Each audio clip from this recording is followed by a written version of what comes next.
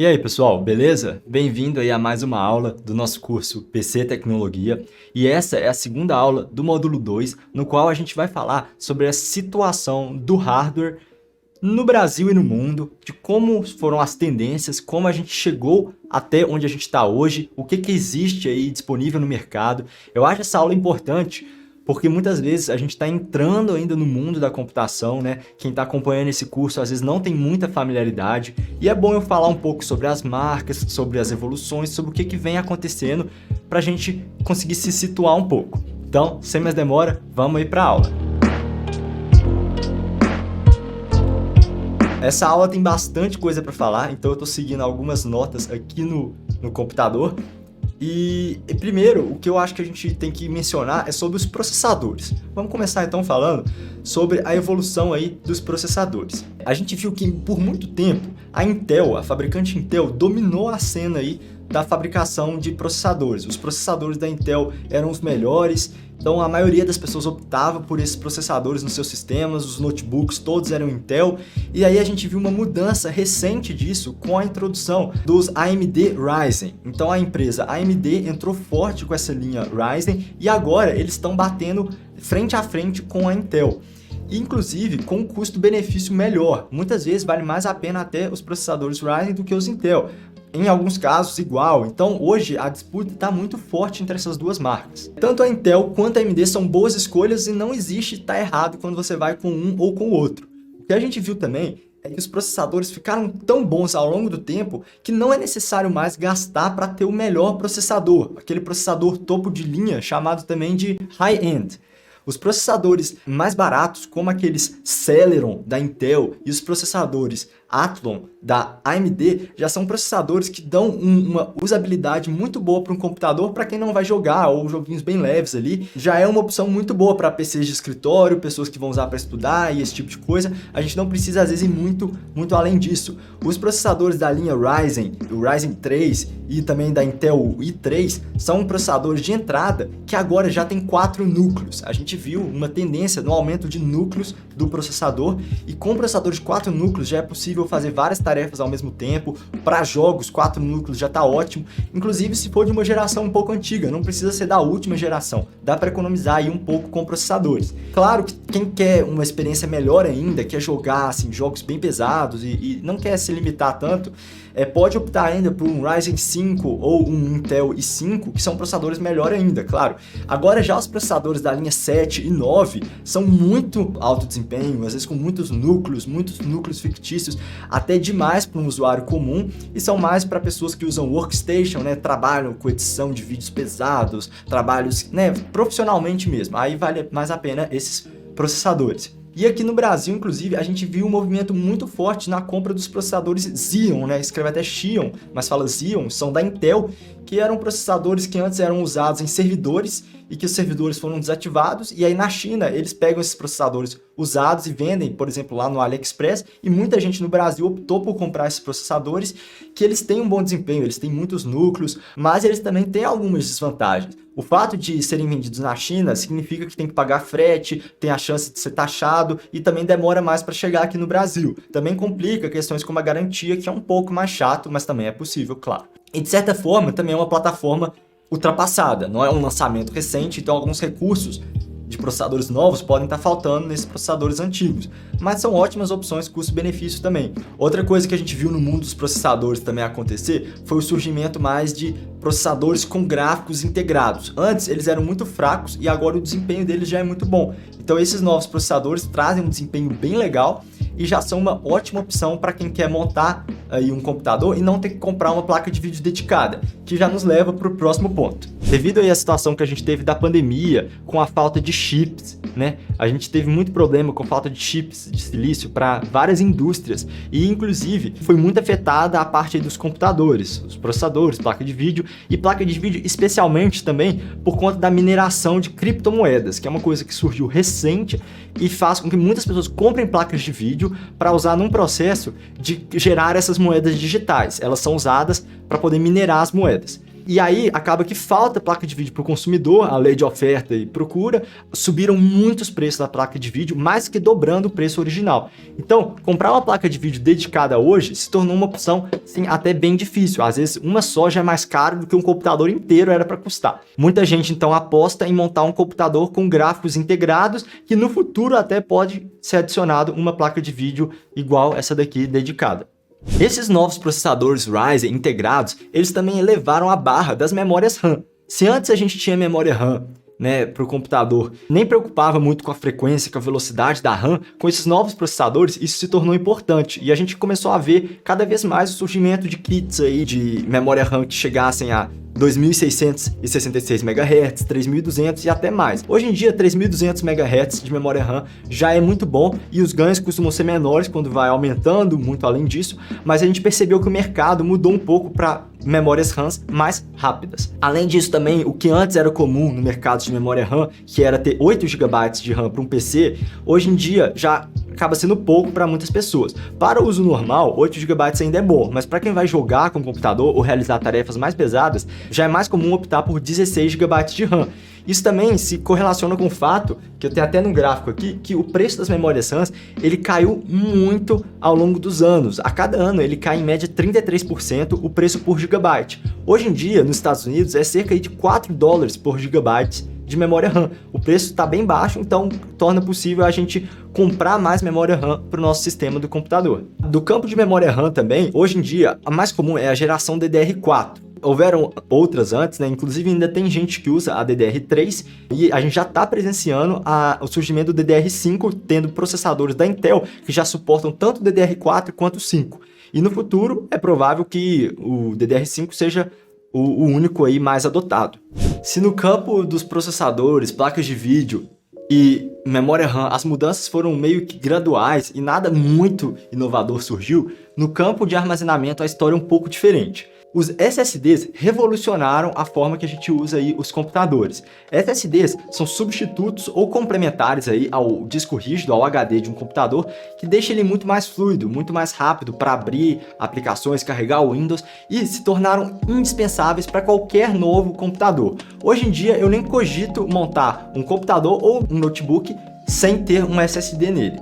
Isso porque sem um SSD, todos os ganhos que a gente teve em memória RAM, processador e placa de vídeo, eles não conseguem se expressar no computador, sendo que com um disco rígido a gente trava todo o resto do computador por conta do disco rígido que acessa os componentes desse HDzinho aqui, ele ser muito lento. Então isso travava o desempenho dos computadores. Agora com o SSD a gente consegue ir muito mais rápido na questão do armazenamento do computador. Acessando os arquivos, tudo fica mais rápido e o computador fica mais fluido. O preço dos SSDs foi caindo muito ao longo dos tempos. Eu não achei nenhum gráfico oficial mostrando isso, então eu peguei alguns dados aí de preço de SSD em 2010, 2013 e 2022 e tracei um gráfico que só a título aí de comparação dá para ver o quanto que o preço dos SSDs foi caindo. Hoje em dia, um SSD de 256 GB custa no Brasil cerca aí de R$200. O preço por gigabyte do SSD hoje, ele gira em torno de 60 centavos a R$1 por gigabyte de armazenamento. O do HD ainda é mais barato. O do HD a gente compra aí por cerca de 15 centavos a 25 centavos por gigabyte. Ou seja, ainda é 3, 4 vezes aí mais barato comprar um HD do que um SSD. Mas o ganho de velocidade do SSD é tão útil que vale a pena muitas vezes ter um computador só com SSD ou combinar um SSD junto com um HD em um computador. Inicialmente foram mais adotados os SSDs do tipo SATA, né? Desse daqui que eu tenho na mão mesmo, com protocolo SATA de comunicação, que tinha alguns limites ainda de velocidade.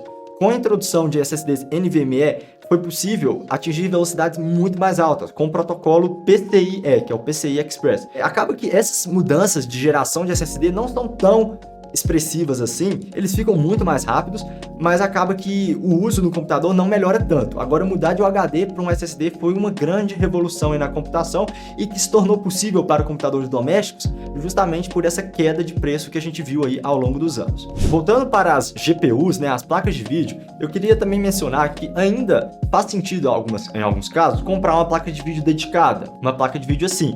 Pode ser que a integrada não dê conta de rodar os seus jogos em alta taxa de quadro, do jeito que você quer rodar ele e os programas, então ainda pode ser necessário.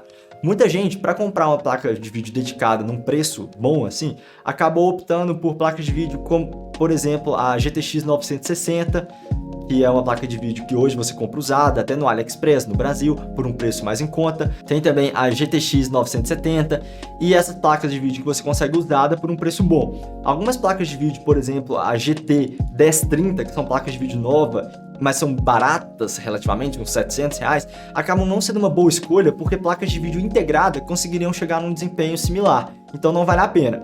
Mas aí, placas de vídeo nova, por exemplo, a GTX 1050 Ti da Nvidia, já começa aí a compensar e valem a pena para rodar jogos aí em Full HD.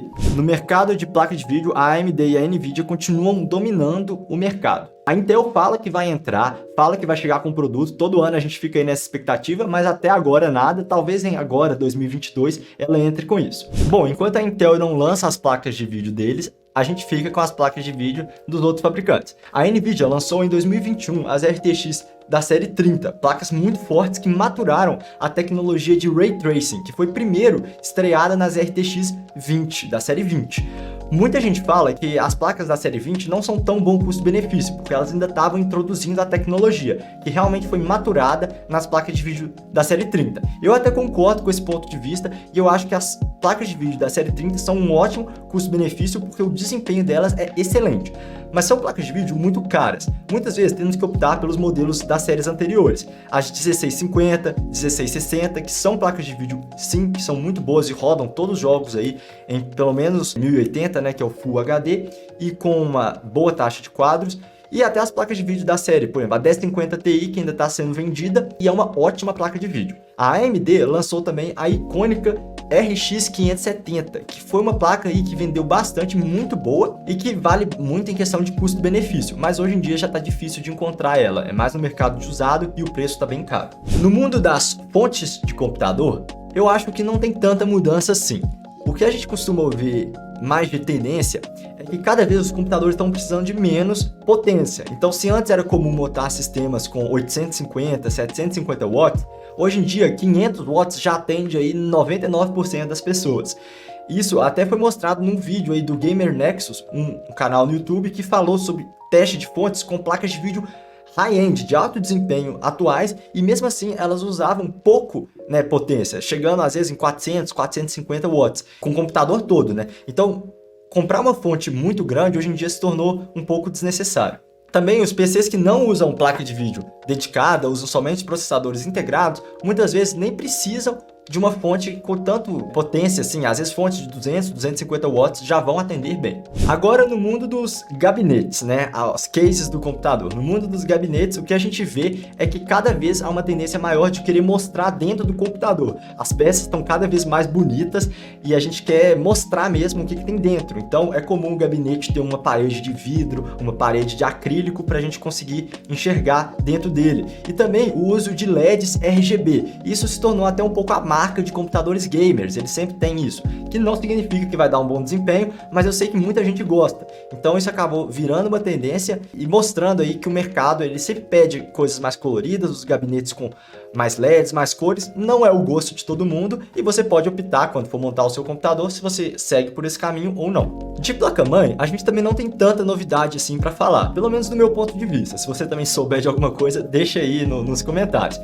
Mas o que eu sei de dizer da placa-mãe é que cada vez foi possível fazer placa-mães menores com todos os recursos que a gente precisa. Então hoje a gente tem aquelas mini ITX, né, ITX, que já tem tudo, até socket para SSD M.2, que também é uma coisa que se tornou muito comum. É muito comum hoje as placas-mãe terem entradas para SSD M.2, também seguir essa tendência de ter mais cores, mais LEDs, serem mais bonitas e também cada vez menores. Uma última coisa legal de placa-mãe é que a placa-mãe ela tem que ser compatível com o processador. A gente ainda vai ver isso mais à frente no curso, mas existe essa necessidade de compatibilidade do socket ali do processador.